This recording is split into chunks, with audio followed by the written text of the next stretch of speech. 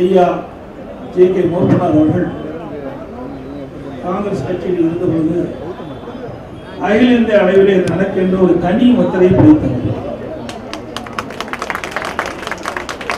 தேசிய தலைவராக விளங்கியவர்.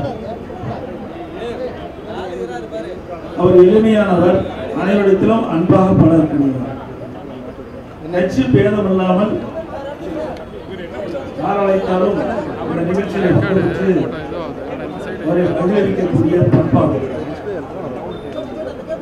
அதற்கு பிறகு 1996 தமிழ் மாநில காங்கிரஸ் என்ற ஒரு புதிய கட்சியை தொடங்கி திறம்பட கட்சியில் அவரை வரையும் போது புரட்சி தலைவி அம்மா அவரை அடக்கம் செய்கின்ற இடத்தில் இறுதிச் சடங்கு முடியும் வரை அங்கேயே இருந்து அவருக்கு புகழஞ்சி செலுத்தியவர் புரட்சி தலைவி அம்மா. அப்படி உயர்ந்த பண்பும் உயர்ந்த உணர்வும் நல்ல எண்ணமும் தேசத்திற்காகவும் நாட்டிற்காகவும் மக்களுக்காகவும் சேவை செய்ய வேண்டும் என்ற உன்னத நோக்கத்தோடு அவர் வாழ்நாளை அர்ப்பணித்துக் கொண்ட தலைவர் ஒருவர்